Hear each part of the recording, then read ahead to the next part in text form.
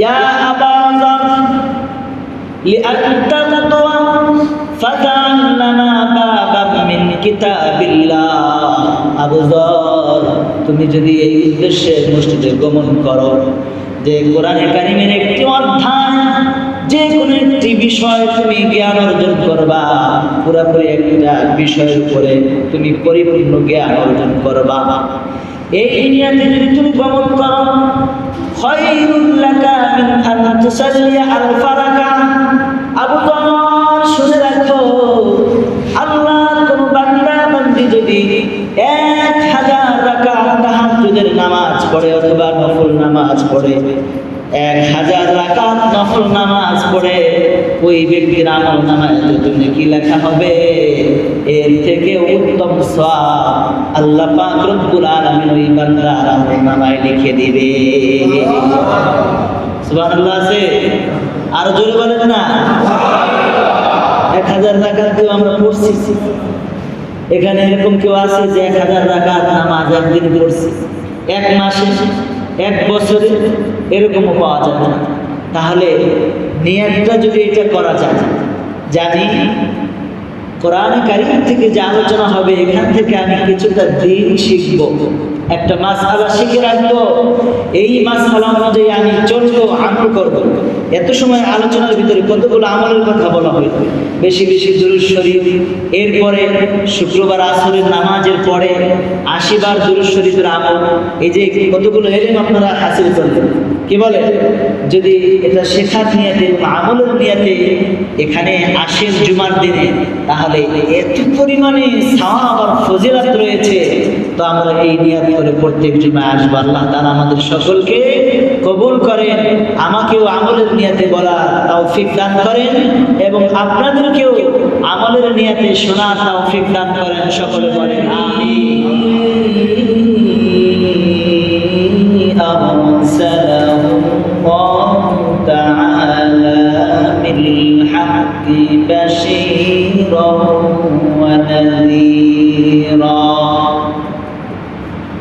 وداعيا إلى الله بإذنه وسراجا منيرا أما بعد فأعوذ بالله من الشيطان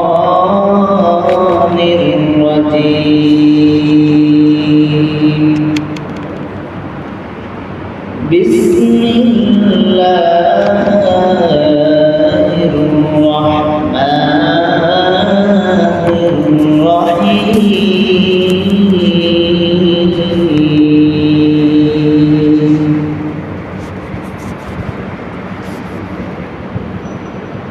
وإذ أخذ ربك من بني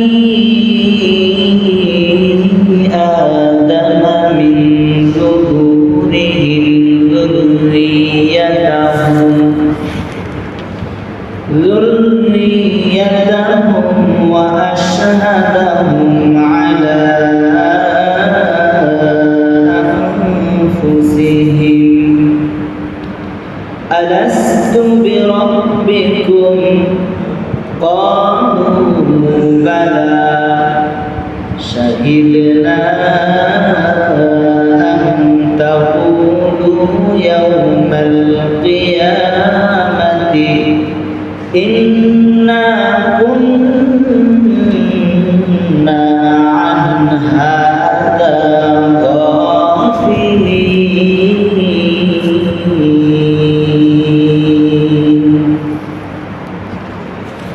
وقال رسول الله صلى الله عليه وسلم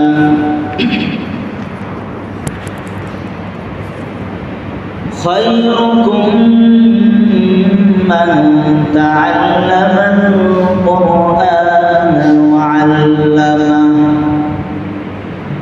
وقال رسول الله صلى الله عليه وسلم تركت فيكم أمرين الخير لن تضلوا ما تمسكتم بهما كتاب الله وسنة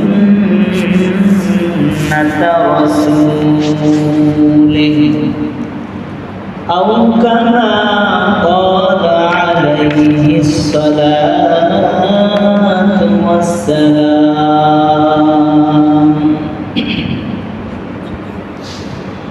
रहे मेरे मस्कन हवाली काबा बने मेरे मनफन दियारे मदीना बलावल उला बिकमालिही कशफ तुजा बिजमालिही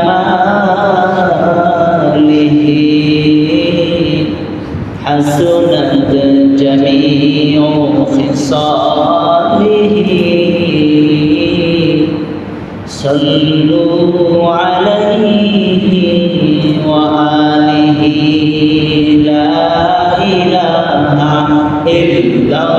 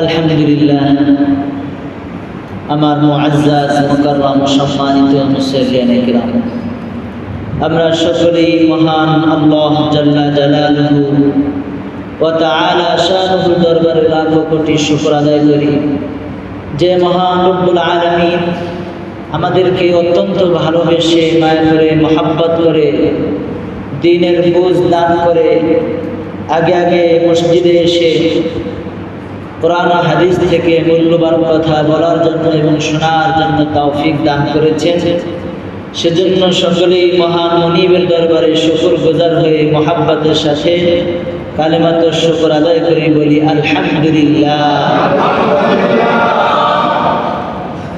আল্লাহর নবী সাল্লাল্লাহু আলাইহি ওয়াসাল্লামের বিখ্যাত একজন সাহাবী, তার নাম হচ্ছে হযরতে আবু যর গিফারি রাদিয়াল্লাহু তাআলা আনহু। এনাকে আল্লাহর নবীজি সাল্লাল্লাহু আলাইহি ওয়াসাল্লাম বলছেন, ইয়া আবা যর, ইয়া আবা যর লিআন তাগদুয়া ফাতাআল্লামা আয়াতাম মিন কিতাবিল্লাহ খায়রুল লাকা মিন আন তুসাল্লিয়া মিআতা রাকআহ। আল্লাহর নবীজি সাল্লাল্লাহু আলাইহি ওয়াসাল্লাম তার এই প্রিয় সাহাবীকে বলেন, হে আবু যর, শোনো, তুমি যদি এই উদ্দেশ্যে মসজিদে গমন করো, লিআন তাগদুয়া ফাতাআল্লামা আয়াতান মিন কিতাবিল্লাহ, যা আল্লাহ পাক রব্বুল আলামিনের কিতাবুল্লাহ থেকে, কালামুল্লাহ থেকে, কোরআন কারীম থেকে একটা আয়াত তুমি শিক্ষা করবে, একটা বাণী তুমি শিক্ষা গ্রহণ করবে। যেমন আজকে আপনারা জুমার দিন আগে আগে আসছেন কেন? যে আগে আগে যাব, সব হাসিল তো হবেই, তাছাড়াও কোরআন এবং হাদিস থেকে প্রত্যেক জুমার দিন এমন এমন কিছু বিষয় আলোচনা করা হয় যা আমরা অনেকেই জানি না। আমরা মুযাকারা করি যাতে করে আমাদেরও ফায়দা হয়, আপনারা যারা মুসল্লিয়ান ইকরাম আছেন আপনাদেরও কি হয়, ফায়দা হয়। তো আপনারাও কিছু দিন শিখতে পারেন। তো এই উদ্দেশ্যে আগে আগে আসেন, কি বলেন, ঠিক কি? হ্যাঁ, এই উদ্দেশ্যে আসেন না যে কোরআন হাদিস থেকে কিছু শিখব এবং সেই অনুযায়ী সারা সপ্তাহ আমল করব, কি বলেন? এই নিয়তে আসি না আমরা? তো রাসূল কারীম সাল্লাল্লাহু আলাইহি ওয়াসাল্লাম আবু যরকে বলেন, হে আবু যর, তুমি যদি এই উদ্দেশ্যে মসজিদে গমন করো যে তুমি আল্লাহ পাকের কালামুল্লাহ শরীফের থেকে একটা আয়াত, একটা মাসআলা, একটা দ্বীনি যে কোনো বিষয় তুমি শিক্ষা গ্রহণ করবা, খায়রুল লাকা মিন আন তুসাল্লিয়া মিআতা রাকাআহ, 100 রাকাত নফল নামাজ অথবা তাহাজ্জুদের নামাজ পড়লে যে সওয়াব, এর থেকেও উত্তম সওয়াব তোমার আমল নামায় লেখা হবে। জোরে সোরে বলেন সুবহানাল্লাহ। শুধুই তাই নয়, আল্লাহ রাসূল সাল্লাল্লাহু আলাইহি ওয়াসাল্লাম বলেন, সবাই বেশি বেশি জুমার দিনে দুরূদ শরীফ পাঠ করা। এই যে সাল্লাল্লাহু আলাইহি ওয়াসাল্লাম, এটাও কি দুরূদ, সবচেয়ে ছোট দুরূদ। বেশি বেশি পাঠ করবেন। যারা বেশি বেশি দুরূদ পড়বে, রাসূল সাল্লাল্লাহু আলাইহি ওয়াসাল্লাম বলেছেন, মান সাল্লা আলাইয়া ওয়াহিদাতান সাল্লাল্লাহু আলাইহি 10 মাররাত, যে ব্যক্তি আমার উপরে একবার দুরূদ পাঠ করবে, আল্লাহ পাক রব্বুল আলামিন তার উপরে 10 বার রহমত নাজিল করবেন। বলেন সুবহানাল্লাহ। শুধু তাই নয়, যারা বেশি বেশি দুরূদ শরীফ পাঠ করবে তারা আল্লাহর নবীজিকে স্বপ্ন দেখবে। এজন্য বেশি বেশি দুরূদ শরীফ পাঠ করা। জুমার দিনে আরো একটি বিশেষ আমল আছে, আসরের নামাজের পরে নিজের স্থান ত্যাগ করার পূর্বে, যে স্থানে সে আসরের নামাজ পড়েছে ওই স্থানটি ত্যাগ করার পূর্বে কোনো ব্যক্তি যদি এই দুরূদ শরীফটি 80 বার পাঠ করে, তাহলে তার 80 বছরের সগীরা গুনাহ আল্লাহ তাআলা মাফ করে দিবেন। বলেন দুরূদ শরীফটি হলো এই, সবাই আমার সাথে সাথে পড়বেন, আল্লাহুম্মা সাল্লি আলা মুহাম্মাদিন নাবিয়্যিল উম্মি ওয়া আলা আলিহি ওয়া সাল্লিম তাসলিমা। এই দুরূদ শরীফটি 80 বার যদি পাঠ করে, 80 বছরের সগীরা গুনাহ আল্লাহ তাআলা মাফ করে দিবেন। বলেন সুবহানাল্লাহ। এরপরে আল্লাহর রাসূল সাল্লাল্লাহু আলাইহি ওয়াসাল্লাম আবু যরকে আরো বলেন, ইয়া আবা যর লিআন তাকওয়া ফাতাআল্লামা বাবাম মিন কিতাবিল্লাহ। আবু যর, তুমি যদি এই উদ্দেশ্যে মসজিদে গমন করো যে কোরআনে কারীমের একটি অধ্যায়, যে কোনো একটি বিষয় তুমি জ্ঞান অর্জন করবা, পুরোপুরি একটা বিষয়ের উপরে তুমি পরিপূর্ণ জ্ঞান অর্জন করবা, এই নিয়তে যদি তুমি গমন করো, খায়রুল লাকা মিন আন তুসাল্লিয়া আলফা রাকাত। আবু যর, শুনে রাখো, আল্লাহর কোন বান্দা বান্দি যদি 1000 রাকাত তাহাজ্জুদের নামাজ পড়ে অথবা নফল নামাজ পড়ে, 1000 রাকাত নফল নামাজ পড়ে, ওই ব্যক্তির আমল নামায় তুমি কি লেখা হবে, এর থেকে উত্তম সওয়াব আল্লাহ পাক রব্বুল আলামিন ওই বান্দার আমল নামায় লিখে দিবে। সুবহানাল্লাহ আছে? আর জোরে বলেন না। 1000 রাকাত কেউ আমরা পড়ছি, এখানে এরকম কেউ আছে যে 1000 রাকাত নামাজ একদিন পড়ছি, 1 মাসে, 1 বছরে, এরকমও পাওয়া যাবে না। তাহলে নিয়তটা যদি এটা করা যায়, জানি কোরআনে কারীম থেকে যে আলোচনা হবে এখান থেকে আমি কিছুটা দিন শিখবো, একটা মাসআলা শিখে রাখবো, এই মাসআলা অনুযায়ী আমি চলবো, আমল করবো। এত সময় আলোচনার ভিতরে কতগুলো আমলের কথা বলা হলো, বেশি বেশি দুরূদ শরীফ, এরপরে শুক্রবার আসরের নামাজের পরে 80 বার দুরূদ শরীফের আমল, এই যে কতগুলো এলেম আপনারা হাসিল করবেন। কি বলে, যদি এটা শেখার নিয়তে, আমলের নিয়তে এখানে আসেন জুমার দিনে, তাহলে এত পরিমাণে সওয়াব আর ফজিলত রয়েছে। তো আমরা এই নিয়ত করে প্রত্যেক জুমায় আসবো। আল্লাহ তাআলা আমাদের সকলকে কবুল করেন, আমাকেও আমলের নিয়তে বলা তৌফিক দান করেন এবং আপনাদেরকেও আমলের নিয়তে শোনার তৌফিক দান করেন। সকলে বলেন আমিন। আমরা কয়েক জুমা ধরে আদম আলাইহিস সালাতু ওয়াস সালামের ইতিহাস কোরআনে কারীম থেকে আমরা আলোচনা করে আসছিলাম। তো আমরা সেই আরো একটি আয়াত আমি আজকে আপনাদের সম্মুখে তেলাওয়াত করেছি, যেটা আদম আলাইহিস সালাতু ওয়াস সালামকে আল্লাহ পাক রব্বুল আলামিন জান্নাতের ভিতরে সৃষ্টি করার পরে এরপরে তিনি ঘোষণা করতেছেন, আল্লাহ তাআলা কোরআনে কারীমের ভিতরে তুলে ধরতেছেন সেই ইতিহাসকে। وَإِذْ أَخَذَ رَبُّكَ مِنْ بَنِي آدَمَ مِنْ ظُهُورِهِمْ ذُرِّيَّتَهُمْ وَأَشْهَدَهُمْ عَلَى أَنفُسِهِمْ। আল্লাহ পাক রব্বুল আলামিন বলেন, আমার হাবিব আপনি আপনার উম্মতদের কাছে স্মরণ করিয়ে দিন, ওয়াজকুর আপনি আলোচনা করুন আপনার উম্মতের কাছে। কিন্তু নবী তো এখন নাই, কে আলোচনা করবে? ওই নবীর মেম্বারে আমরা বসেছি, ওই নবীর মেম্বারে বসে ওলামায়ে কেরাম আপনাদেরকে সেই আলোচনা শোনায়। বলেন সুবহানাল্লাহ। এজন্য আল্লাহ নবী 1400 বছর আগে বলে গিয়েছেন, আল উলামা ওয়ারাসাতুল আনবিয়া।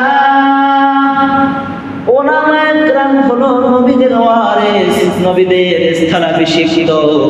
সুতরাং আল্লাহর নবী অন্য হাদিসের ভিতরে বলতেছেন, আল্লাহ তাআলা নিজে বলছেন, মান আদালি ওয়ালিয়ান ফাকাদ আযানতুহু লিল হক। হক্কানি আলেম যারা আল্লাহর ওলি, এরকম ব্যক্তিকে যারা কষ্ট দেয়, আল্লাহ নিজে বলেন তার বিরুদ্ধে আমি আল্লাহ যুদ্ধের ঘোষণা করে দেই। বলেন নাউযুবিল্লাহ। আর আল্লাহ যার বিরুদ্ধে যুদ্ধের ঘোষণা করেন, আল্লাহ বলেন আমি তার বিরুদ্ধে বিজয় হবই হব, এর ভিতরে কোনো সন্দেহ না। এজন্য ওলামায়ে কেরামকে কখনো অবজ্ঞা করব না, কারণ ওলামায়ে কেরাম নবীদের ওয়ারিস, নবীদের পক্ষ থেকে নবীদের অনুপস্থিতিতে নবীদের কাজ তারা আঞ্জাম দিতেছে।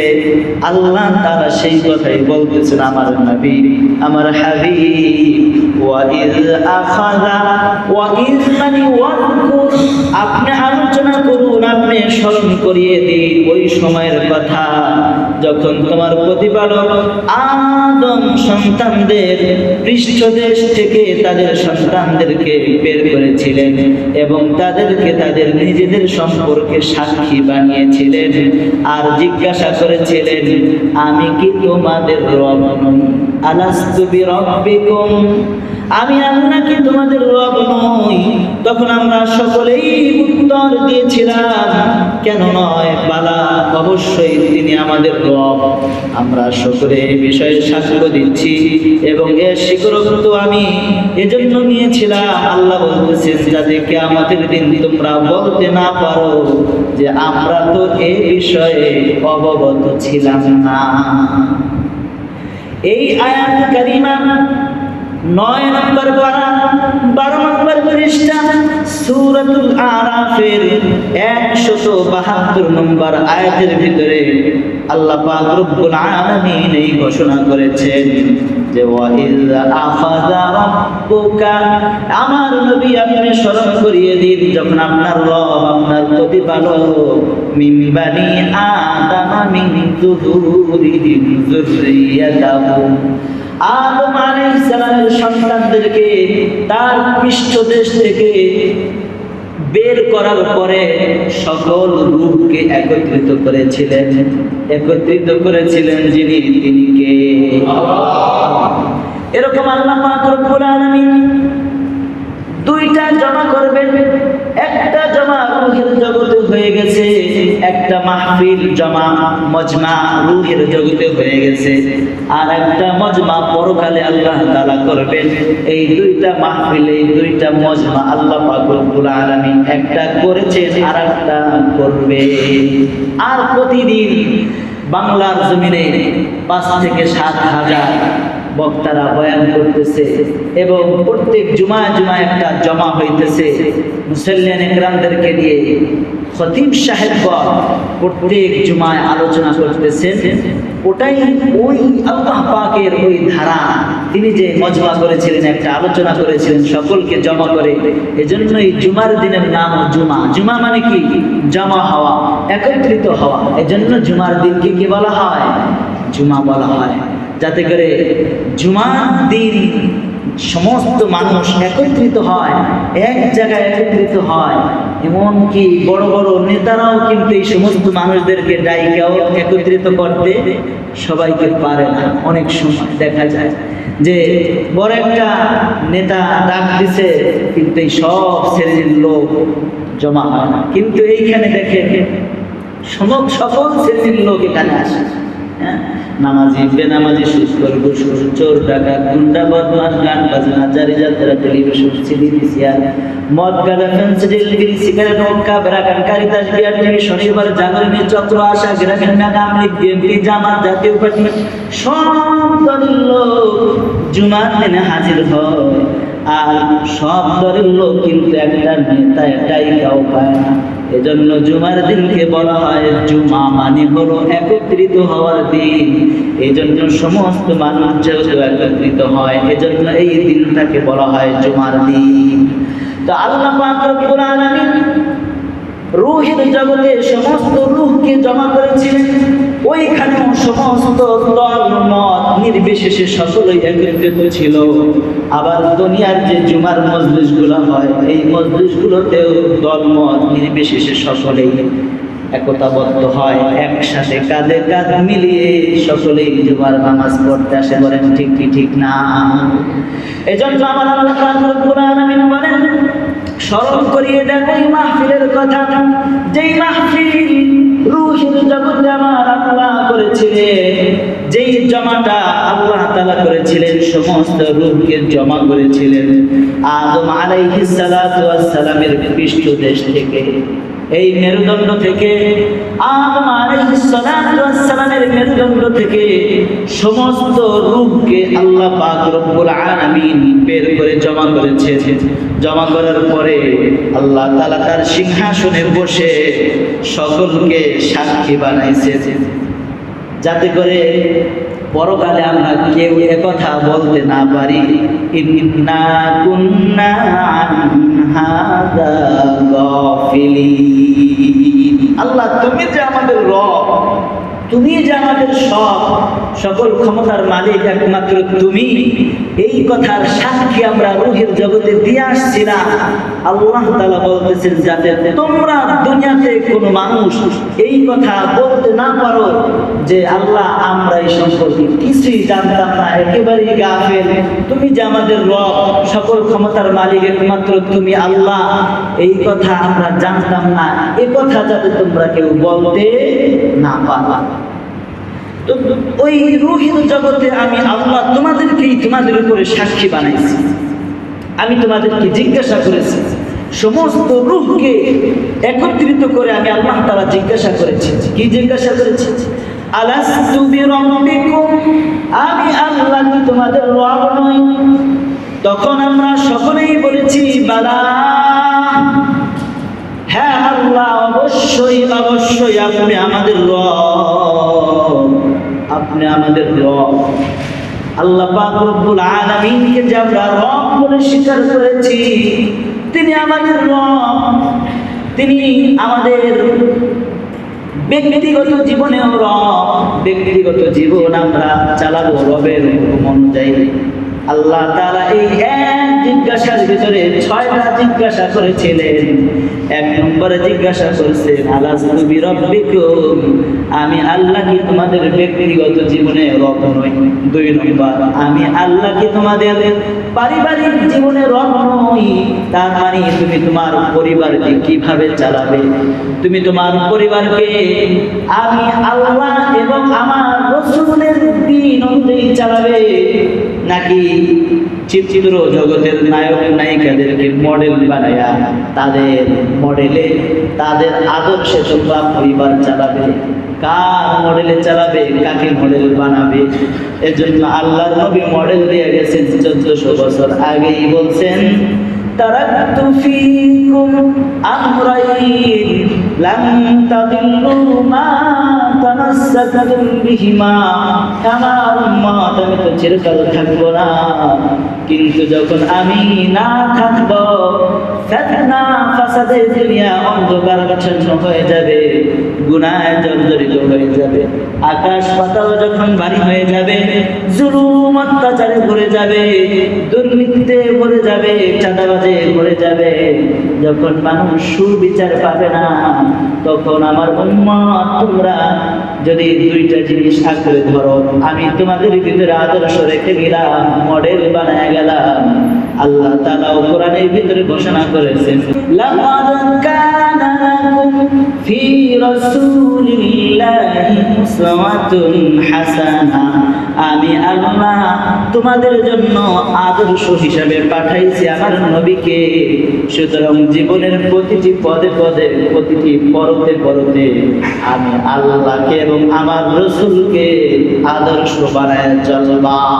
আল্লাহর নবীও বলছেন ওই জামানায় যদি এই 2টা জিনিস তোমরা মজবুত ভাবে ধরো, একটা হলো আল্লাহর কিতাব আর একটা হলো আল্লাহর রাসূলের সুন্নাহ, এই 2টা জিনিস যদি তোমরা মজবুত ভাবে আমল করো, মজবুত ভাবে ধরো, কারণ দেখবেন আমাদের সমাজে অনেক সময় যারা বেদাতি কাজ করে তারা একটু বাড়াবাড়ি করে, আবার আরেক শ্রেণীর মানুষ আছে আহলে হাদিস, নামধারী আহলে হাদিস, এরা একেবারে ছাড়াছাড়ি করে দেয়, বলে শরীয়তে এইটা নাই সেইটা নাই, অনেক কিছু কাটছাট করে দেয়। আবার যারা বেদাত করে তারা অনেক কিছু শরীয়তের ভিতরে বাড়ায়া দেয়।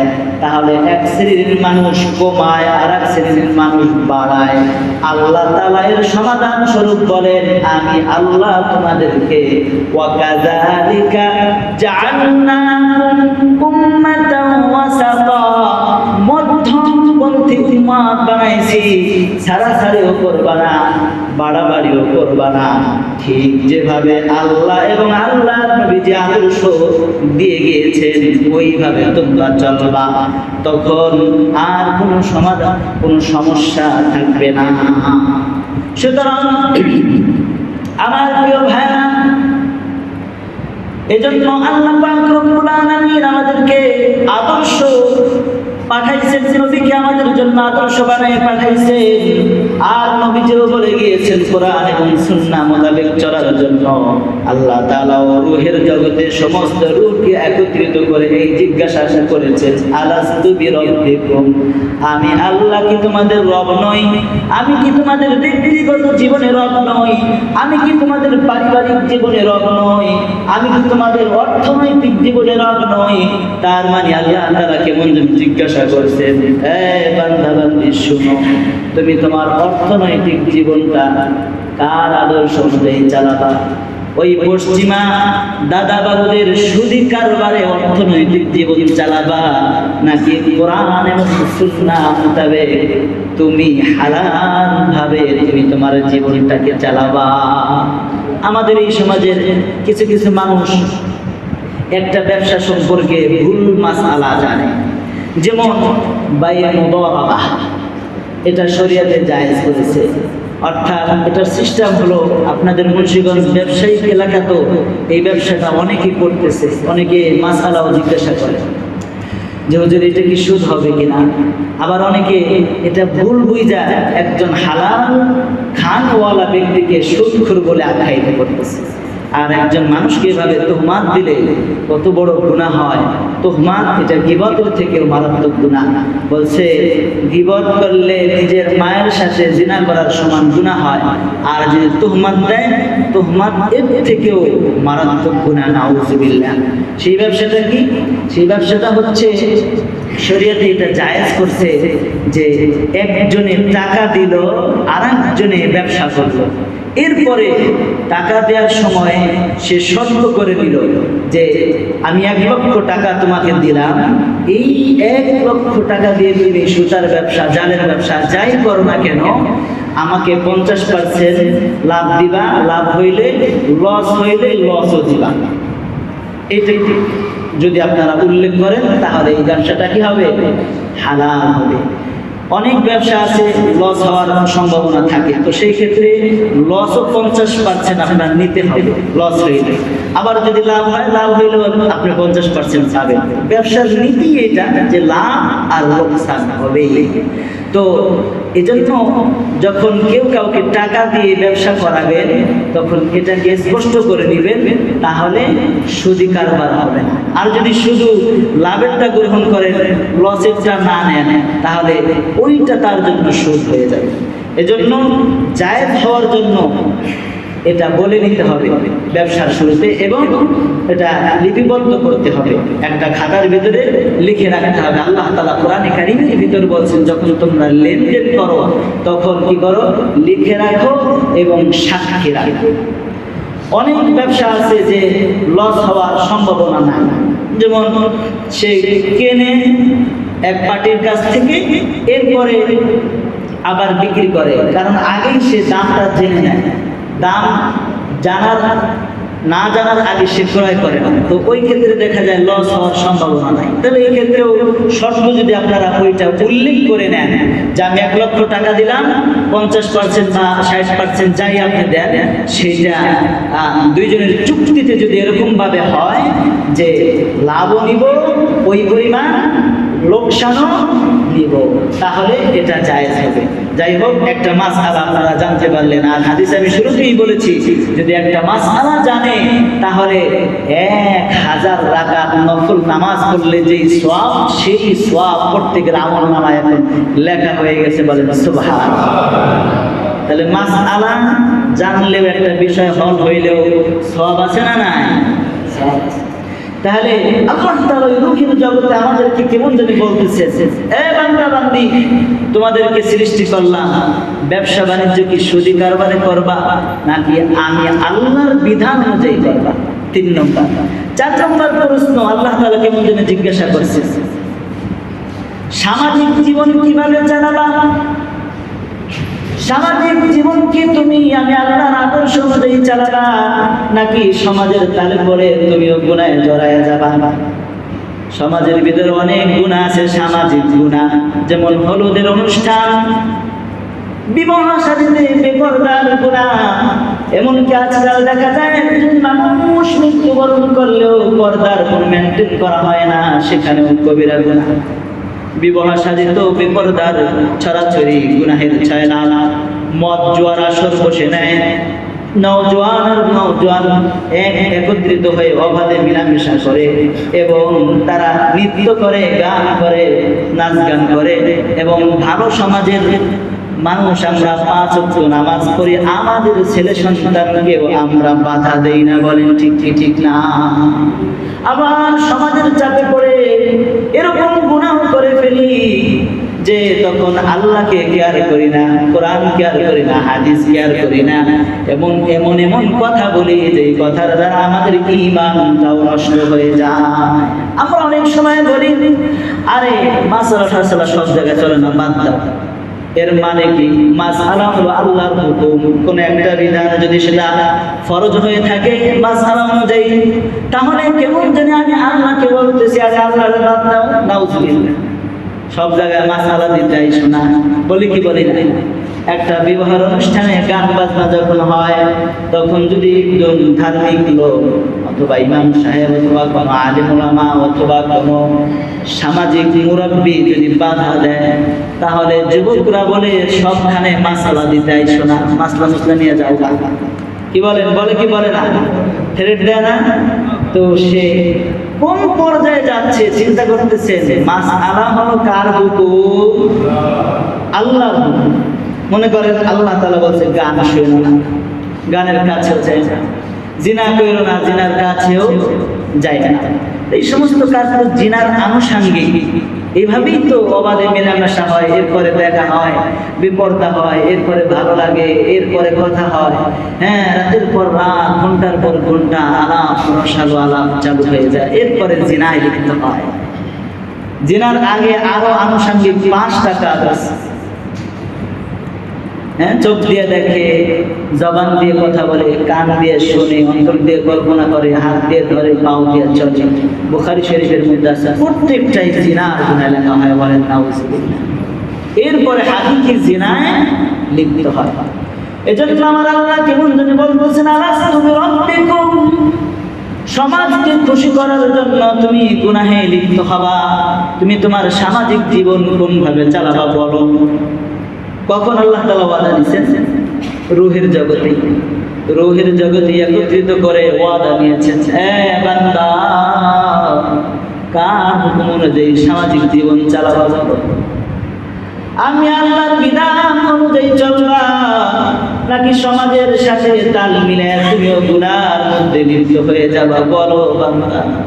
আমি আল্লাহর হুকুমকে উপেক্ষা করে, লঙ্ঘন করে তুমিও কি গুনায় লিপ্ত হয়ে যাবা? বান্দারে কি করবা বলো? বুঝা শুই না জব দাও, সবার সাথে তালে তাল মিলে জব দিও না।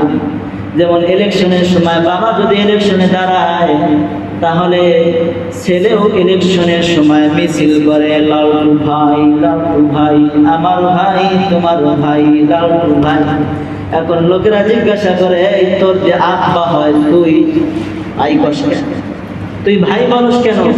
তখন সে বলে, আরে আমি তো তাল ঠিক রাখতেছি, সবার ভিতরে যদি আমি লালটু আব্বা, আমার আব্বা, তোমার আব্বা, তাহলে বলো বাইরে।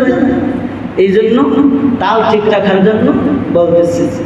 তো আল্লাহ তাআলা বলতেছে যে তাল ঠিক রাখা লাগবে না, সবাই হ্যাঁ বলছে তোমরাও হ্যাঁ বলতেছে, এরকম না, বুঝে শুনে জব দাও।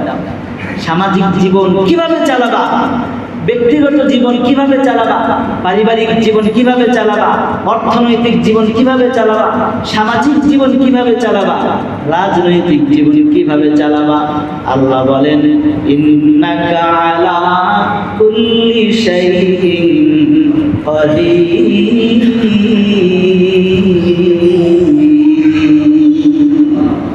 সকল ক্ষমতার মালিক কে? কিন্তু আমরা বলি কি সকল ক্ষমতার মালিক জনগণ। তাহলে আল্লাহ বলতেছেন আমি আল্লাহ, আর আমরা বলতেছি জনগণ।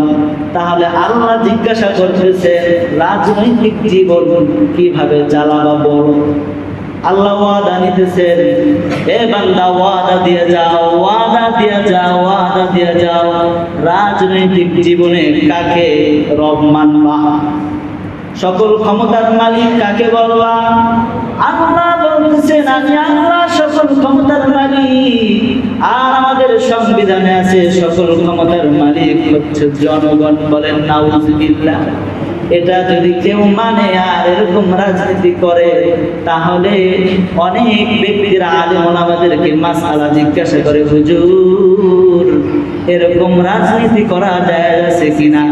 পাকিস্তানের সবচেয়ে বর্তমান জামানার সবচেয়ে বড় আলেম জাস্টিস আল্লামা তাকি উসমানী দামাত বরকাতুহুম বলেন, যদি এরকম গণতন্ত্র যেটা মানে জনগণ, জনগণের তন্ত্র আর মন্ত্র যেটা জনগণ বানাইছে, জনগণ বানাইছে হলো সকল ক্ষমতার মালিক জনগণ। আর আল্লাহ যে সংবিধান দিয়েছেন তার নাম হলো কোরআন। সেই কোরআনে আছে সকল ক্ষমতার মালিক হচ্ছেন কে? তাহলে যারা এটা বলবে যে সকল ক্ষমতার মালিক জনগণ, আল্লামা জাস্টিস মুফতি তাকি উসমানী দামাত বরকাতুহুম আলিয়া ফতোয়া দিয়েছেন, ওই রকম রাজনীতি করলে তার ঈমান থাকবে না, বলেন নাউযুবিল্লাহ। তাহলে আমাদের জন্য উপায় কি? আমরা কিভাবে রাজনীতি করব? প্রশ্ন আসে কি আসে না? আমাদের এটা শেখা দরকার আছে না নাই? আমরা কোন নিয়তে করলে আমাদের জন্য জায়েজ হবে, বৈধ হবে, আমাদের ঈমান ঠিক থাকবে। রূহের জগতে যে আমরা আল্লাহকে ওয়াদা দিয়েছি, আল্লাহ রাজনৈতিক জীবনে তুমি রব, তাহলে কোন ভাবে চললে ওই ওয়াদা ঠিক থাকবে?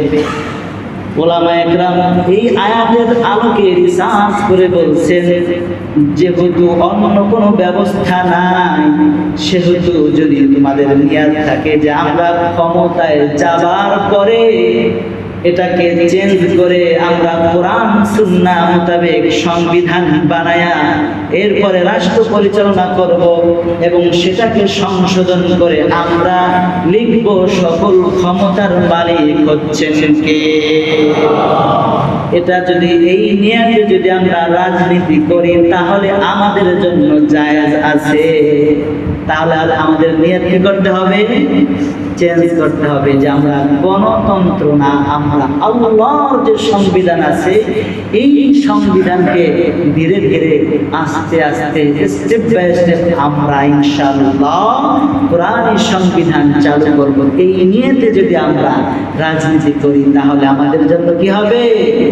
জায়েজ হবে। ঠান্ডা মাথায় বললাম, বুঝতে পারছেন জিনিসটা? এগুলো বুঝের বিষয়। তো আল্লাহ তাআলা এই আয়াতের ভিতরে 6টা জিজ্ঞাসা করলেন, 5টা গেল যে তুমি তোমার রাজনৈতিক জীবনে কাকে রব মানবা, সকল ক্ষমতার মালিক কাকে বলবা, জনগণকে বলবা নাকি আমি আল্লাহকে বলবা? তো তখন আমরা জবাব দিয়েছিলাম, বাবা আল্লাহ তুমি সকল ক্ষমতার মালিক, তুমি একমাত্র উৎস, আমাদের কোনো ক্ষমতা নাই। আল্লাহ আমরা তো একেবারে দুর্বল। আল্লাহ তাআলা নিজেই বলেছেন, খুলিকাল ইনসানু হালুয়া। হালুয়া চেনে? খাইছেন কোনদিন হালুয়া? হালুয়া নরম না গরম? আমরা বান্দারা হয়ে গেছে এরকম, নাম হলো গরম, পরিখরম, কথায় গরম, টাকায় নরম, আছে না এরকম? তো আমরা আসলে নরম। আসলে আল্লাহ তাআলা নিজেই বলছেন যে তোমরা ক্ষমতার মালিক নও, তোমরা হইলা আল্লাহ জিনিস থেকে একেবারে দুর্বল বানায়া তোমাদেরকে সৃষ্টি করা হয়েছে। খুলিকাল ইনসানু হালুয়া। আল্লাহ তাআলা অন্য আয়াতে বলেছেন যে আমি আল্লাহ যদি এমন করি তাহলে গোটা পৃথিবী তছনছ আমার হাতের মুঠোর ভিতরে চলে আসবে। দেখেন না ভূমিকম্প দিলে কি অবস্থা হয়? রক্ষা পাওয়ার কারো ক্ষমতা আছে?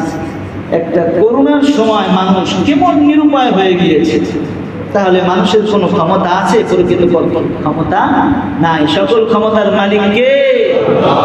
এরপরে 6 নম্বর আল্লাহ তাআলা জিজ্ঞাসা করেছেন, আন্তর্জাতিক জীবনে কাকে রব মানলা বলো? আলাস্তু বিরাব্বিকুম। আন্তর্জাতিক জীবনে কি আমি আল্লাহ তোমাদের রব নই? নাকি তোমরাও ওই ইংরেজদের, খ্রিস্টানদের চাপে পড়ে তাদের সাথে তাল মিলিয়ে আমি আল্লাহকে ভুলে যাবে? বলো তখনও কাকে রব মানবা বলো? তখন আমরা রূহের জগতে ওয়াদা দিয়ে আসছি, ওয়াদা দিলাম আল্লাহকে বলছি, ফালা ওগো আল্লাহ তুমি আমাদের রব, তুমি আমাদের সব। শাহিদনা।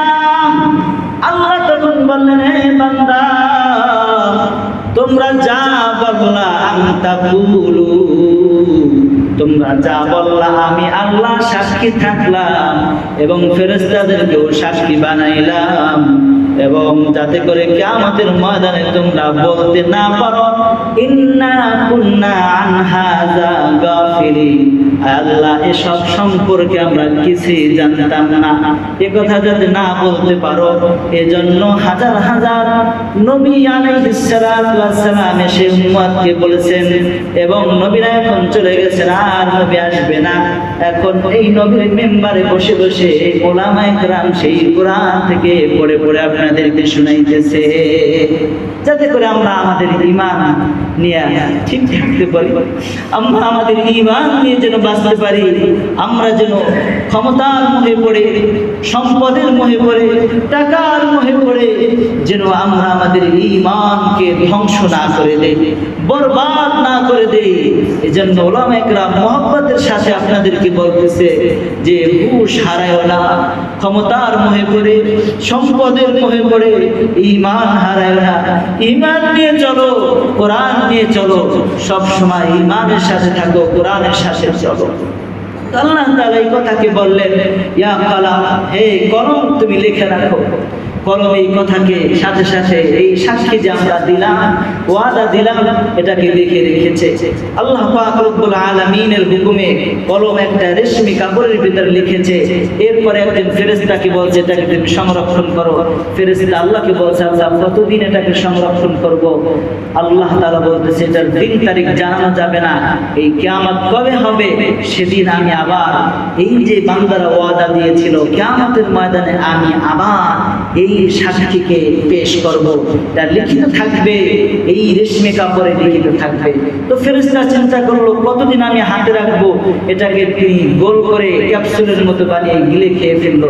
সাথে সাথে ওটা ওই ফেরেশতা সারা হাজারান আবিয়াদা, ধবধবে সাদা পাথরে পরিণত হয়ে গেছে। ওই পাথরকে আল্লাহ তাআলা জান্নাতের ভিতরে রাখলেন। আদম আলাইহিস সালাতু ওয়াস সালাম জান্নাতে যেখানেই যাইতেন ওই পাথরটাকে সাথে সাথে রাখতেন। আর যখন ওই যে শয়তান গত সপ্তাহে বললাম যে আদম আলাইহিস সালাতু ওয়াস সালামকে ওই গাছের ফল খাওয়াইলো, সাথে সাথে জান্নাতের পোশাক খুলে গেল।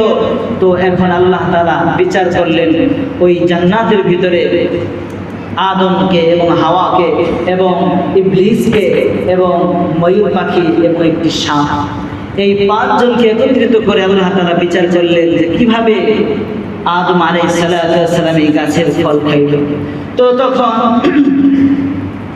শয়তান বলল আমি এভাবে আসছি, ময়ূর পাখি জান্নাত থেকে বের হয়েছে, তার পায়ের মধ্যে সাপ ছিল আর সাপ হা করছে, আর ওই সাপের গালের ভিতরে ঢুকে আমি জান্নাতের ভিতরে এসে আদম হাওয়াকে ধোঁকা দিয়েছি।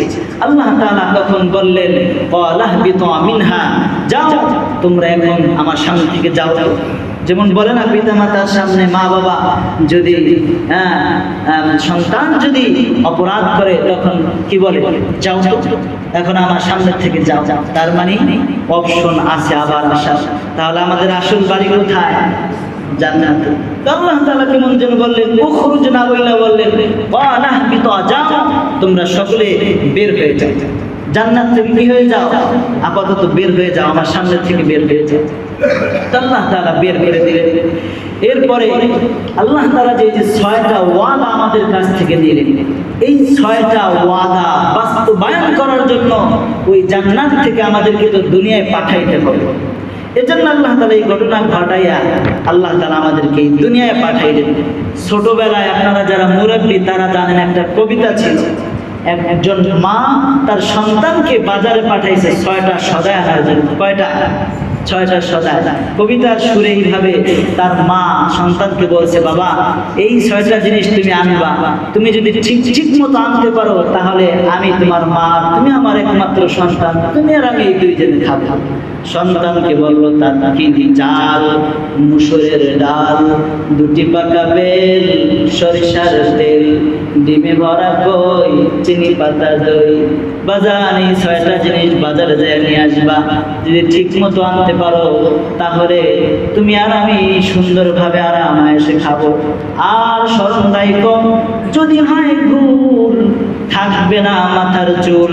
এবার সন্তান বাসার থেকে রওনা হয়েছে, পথে হেঁটে চলে, মনে মনে বলে দেখি মা যাহা বলেছে ঠিক মনে আছে নাকি ভুল। এবার সন্তান কিছু দূর যাবার পরে দেখতেছে যে ঘোলেরা ঘোল বের করতেছে, ঘোষেরা ননি বের করতেছে। তো ওর দেখতে খুব ভালো লাগতেছে, ওটা দেখতে গিয়ে বাজার 3টার কথা ভুলে গিয়েছে। আবার সামনে গিয়ে দেখে ওর চ্যানেলের লোক কিছু ছোট ছোট বাচ্চারা আকাশে ঘুড়ি উড়াইতেছে, কাটাকাটি করতেছে। ওই ঘুড়ি কাটাকাটি দেখতে গিয়ে বাজার আরো 3টা ভুলে গিয়েছে। এবার সন্তান বলতেছে দেখি এবার মা যাহা বলেছে ঠিক মনে আছে নাকি।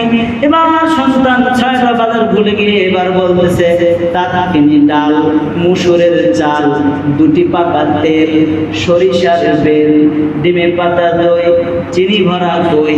এখন যে উলট পালট বলছে এটা কি দুনিয়ার কোনো বাজারে পাবে নাকি পাবে না? এজন্য আমার প্রিয় ভাইরা, আল্লাহ পাক রব্বুল আলামিন আমাদেরকে 6টা জীবনের সদাই দুনিয়া থেকে করতে বলে গিয়েছেন, হে বান্দা ব্যক্তিগত জীবন আমি আল্লাহর কোরআন এবং নবীর আদর্শ মোতাবেক চালাবা। কিন্তু এখন তো দেখা যায় নামাজও যদি নবীর আদর্শ অনুযায়ী আমরা পড়াই, বলে হুজুর অন্যান্য মসজিদে আগে আগে নামাজ শেষ হয়ে যায়, আপনাদের কেন এত দেরি হয়? অথচ সুন্নাত যে কিরাত আছে, যেই নামাজে যেই কিরাত পড়া সুন্নাত, আমরা সেই কিরাত আদায় করি। কিন্তু এখানে আল্লাহ বলতেছেন, বান্দারে আমি আল্লাহ তোমাদেরকে 6টা জীবনের সদাই আনার জন্য দুনিয়াতে পাঠাইলাম। তোমরা দুনিয়ার চাকচিক্য দেখে আল্লাহকে ভুলে গেলা, রাসূলকে ভুলে গেলা। যে সদাই 6টি আনতে বলছি সে সদাই 6টিও ভুলে গেলা। সুতরাং যদি ভুলে যাও, আল্লাহ বলেন যদি ঠিক ঠিক মতো এই সদাইগুলো করে নিয়ে যেতে পারো, আমি আল্লাহ যেভাবে বলছি সেইভাবে যদি করো, আল্লাহ বলেন ওয়ালাকুম ফিহা মা তাশতাহি আনফুসুকুম ওয়ালাকুম ফিহা মা তাদাউন। আমি জান্নাতে তোমাদের জন্য নাজ নেয়ামত তৈরি করেছি, যা চাইবা তাই পাইবা, প্রাণ খুলে খাইতে পারো, ভোগ করতে পারবা জান্নাতের নাজ নেয়ামত। আর যদি ভুল করো, আল্লাহ পাক নিজে বলছেন যে যদি ভুল করো তাহলে শোনো জাহান্নামে যেতে হবে, খালিদিনা ফিহা আবাদা, আবাদুল আবাদ, অনন্তকাল জাহান্নামের আগুনে জ্বলতে হবে। বলেন নাউযুবিল্লাহ। তাহলে সদাই কয়টা? 6টা। 1 নম্বর হলো ব্যক্তিগত জীবন, কার আদর্শ অনুযায়ী চালাবো? আল্লাহ এবং তার রাসূলের। 2 নম্বরে পারিবারিক জীবন, 3 নম্বর অর্থনৈতিক জীবন, 4 নম্বর সামাজিক জীবন, 5 নম্বর রাজনৈতিক জীবন, 6 নম্বর আন্তর্জাতিক জীবন। এই 6টা জীবনে যদি আমরা কোরআন এবং হাদিসকে সামনে রেখে চলতে পারি, তাহলে আল্লাহ তাআলা আমাদের জন্য জান্নাতের অফুরন্ত নিয়ামত রেখেছেন। আর যদি এই 6টা জীবন আল্লাহর কোরআন এবং হাদিসকে উপেক্ষা করে মন গড়া ভাবে গণতন্ত্র আর মন্ত্র দিয়ে চালাই, তাহলে আল্লাহ বলছেন জাহান্নাম ছাড়া উপায় নাই, সেখানে অনন্তকালের সাজা আর শাস্তি তোমাদের ভোগ করতে হবে। আল্লাহ তাআলা আমাদেরকে যে কোরআন দিয়েছেন, হাদিস দিয়েছেন, সেই হাদিসকে সামনে রেখে এই 6টা জীবনকে পরিচালনা করার তৌফিক দান করেন। সকলে বলেন আমিন। ওয়া আখিরু দাওয়ানা আনিল হামদুলিল্লাহি রাব্বিল আলামিন।